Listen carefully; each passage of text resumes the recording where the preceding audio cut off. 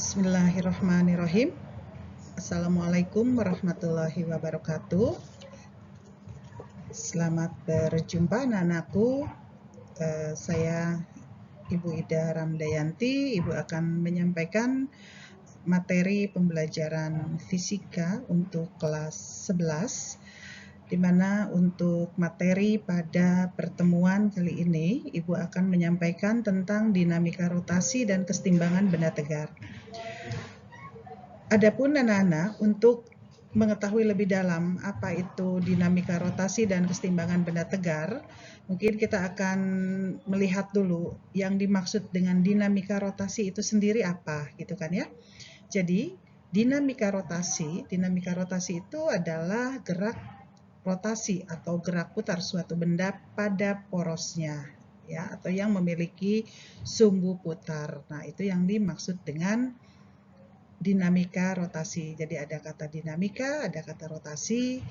Nah, kalau kita gabungkan pemahamannya, dinamika rotasi yang tadi sudah disampaikan, yaitu gerak suatu benda pada porosnya atau pada sumbunya.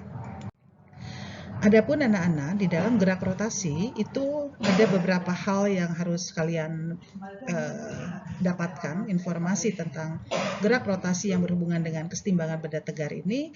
Yang pertama ada yang namanya momen gaya, atau momen gaya dikenal di dalam fisika itu dengan torsi. Nah, apa sih yang dimaksud dengan torsi? Nah, torsi atau di dalam fisika juga dikatakan sebagai momen gaya tadi, itu merupakan hasil perkalian antara gaya dengan lengan gaya, di mana torsi dilambangkan seperti huruf T itu sama dengan F dikalikan dengan R, ya, di mana F itu adalah gayanya dan R itu adalah lengan gayanya. Nah, itu yang dimaksud dengan momen gaya atau torsi. Nah, sekarang jika gaya F yang bekerja pada jarak R, arahnya tidak tegak lurus terhadap sumbu rotasi putar benda, maka besar torsinya sekarang, torsinya itu menjadi T sama dengan F dikalikan R sin theta. Nah, di sini berarti kok ada sin theta di sini ya, ada theta di sini. Nah, theta ini adalah sudut antara gaya dan sumbu rotasi putarnya. Jadi sebetulnya anak-anak, tentang torsi ini kalian bisa melihat di keseharian kehidupan kita. Kalau kita misalnya membuka pintu gitu ya, atau mendorong pintu, itu kan pintu bergerak itu ada engsel ya. Nah, pergerakan antara engsel dengan posisi di mana kita memberikan gaya pada pintu untuk membuka atau mendorong, nah itu yang kita kenal dengan torsi ya. Itu anak-anak mengenai torsi. Nah, di sini dikatakan bahwa torsi akan bernilai positif jika gayanya dan arah putarnya searah jarum jam. Nah, kalau torsi dikatakan negatif jika arah gaya dan perputaran dari rotasinya, atau mungkin kalau di pintu engselnya itu berlawanan dengan arah jarum jam, itu torsinya akan bertanda negatif. Jadi anak-anak di dalam fisika, mohon diingat sekali lagi, di dalam pembelajaran fisika tidak ada nilai fisika, tidak ada nilai besaran di dalam fisika yang nilainya itu negatif. Jadi negatif dalam besaran fisika itu hanya untuk menunjukkan arahnya saja.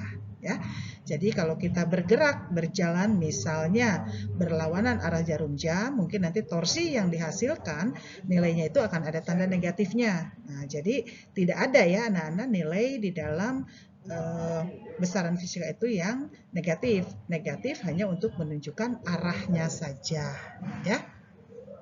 Bagaimana sekarang kalau misalnya lengan gayanya itu lebih dari 1?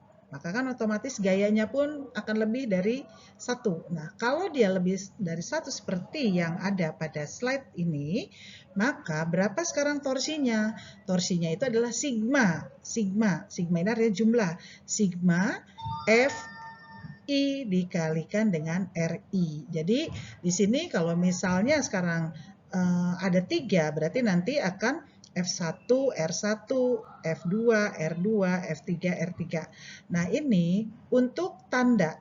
Misal di sini F1-nya ke bawah negatif, berarti min F1. R1 ditambah gitu kan, F2 R2 ditambah F3 R3. Nah, itu berarti torsi sekarang kalau dia lengannya atau gayanya lebih dari 1. Yang berikutnya, yang kedua, itu ada momen couple. Apa yang dimaksud dengan momen couple? Nah, sebelum masuk ke momen couple, kita harus lihat dulu, apa sih itu couple, ya. Couple di dalam fisika itu merupakan pasangan gaya-gaya yang sejajar tetapi berlawanan arah yang mengakibatkan benda berotasi. Yang paling gampang kalian jumpai, di mana sih kita bisa melihat contoh itu? Ibu yakin anak-anak mungkin pernah melihat jarum yang ada pada kompas penunjuk arah. Nah, itu kalau kalian perhatikan seperti gambar yang Ibu gambarkan di sini, ini kalau ada jarum kompas berarti ini ada sumbu putarnya. Nah, ini di sebelah kiri ada yang berwarna kuning, ini jarum di kiri misalnya, ini yang biru jarum di kanan. Jadi kalau yang kiri kuning bergerak ke sebelah kiri, maka yang biru akan bergerak ke sebelah kanan dan seterusnya.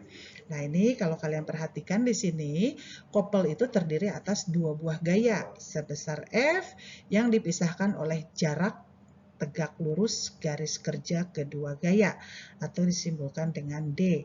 Nah, ini kalian perhatikan di sini ada dua jarum penunjuk, di sini yang kuning ini gaya F ke kiri dan jarum biru ujungnya F-nya ke kanan.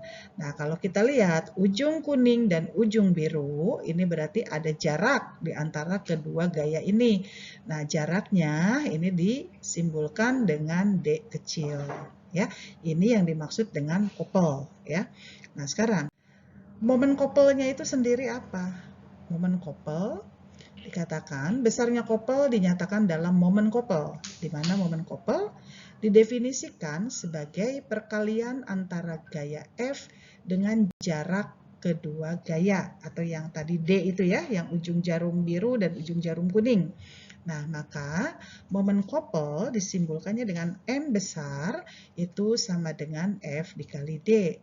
M momen couple-nya, F adalah gayanya, dan D itu adalah jarak antar kedua gaya. Nah, sama tadi dengan momen gaya.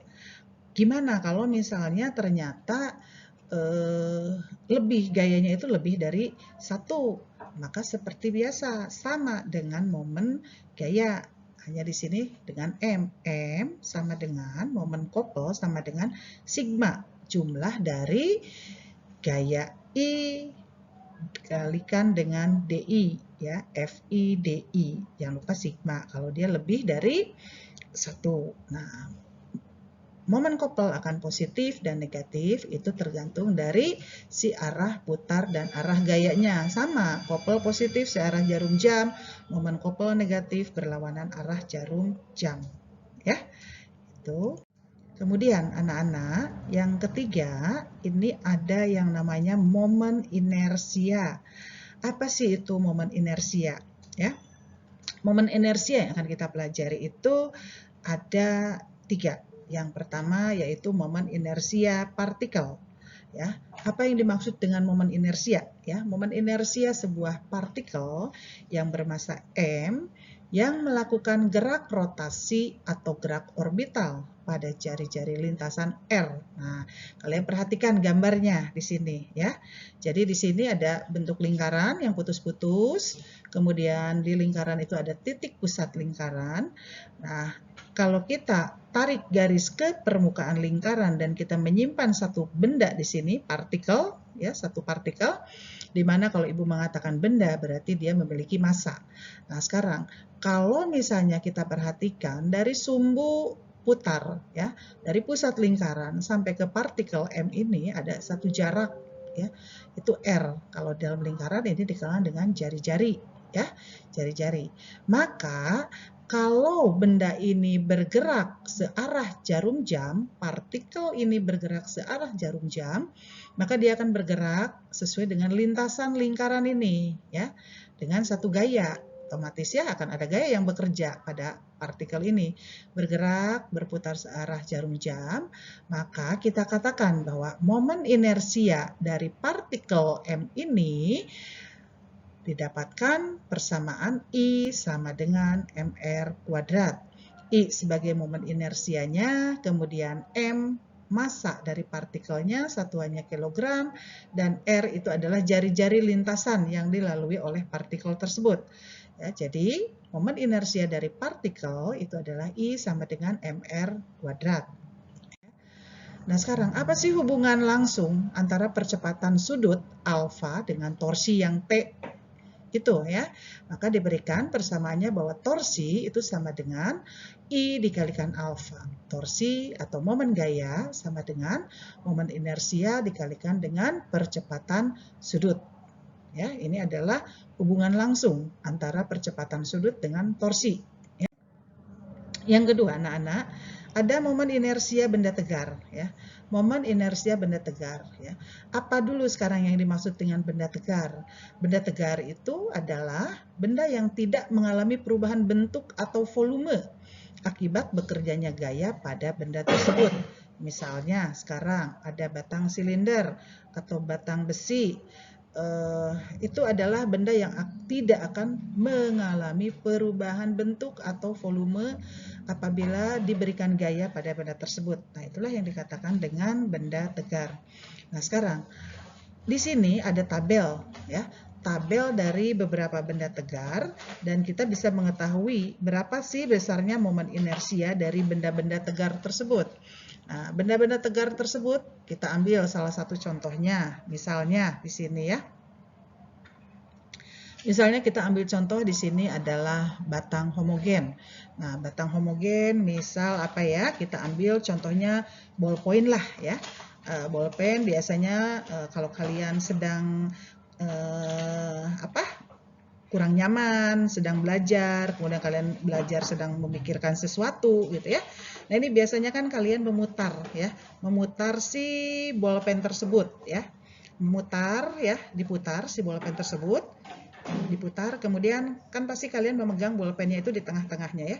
Dia diputar oleh kalian, itu diputar si bolpennya, maka kita katakan bahwa sumbu rotasinya ya, sumbu rotasinya itu dia berada di sumbu rotasinya berada persis di tengah. Jadi kalau ini Ibu ambil contohnya, nah ini kan akan kalian putar seperti ini ya. Nah, ini pastikan si sumbu rotasinya kalian perhatikan, sumbu putarnya itu persis tepat ada di tengah-tengah ini ya. Nah, berapa sih sekarang besarnya momen inersia?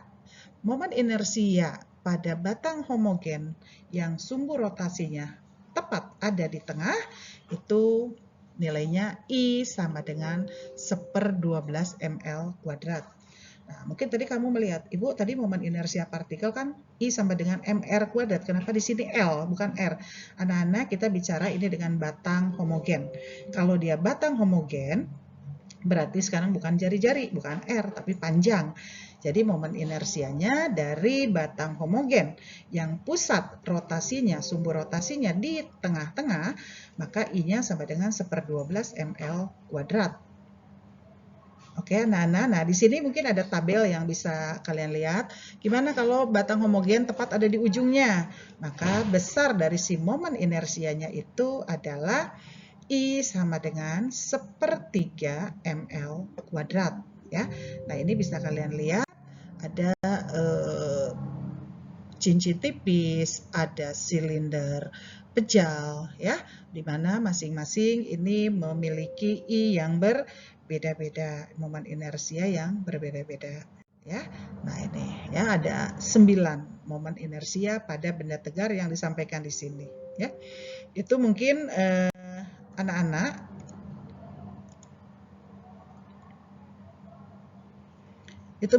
yang bisa Ibu sampaikan pada kalian. Nanti kita akan melanjutkan ke materi berikutnya, yaitu tentang pusat massa.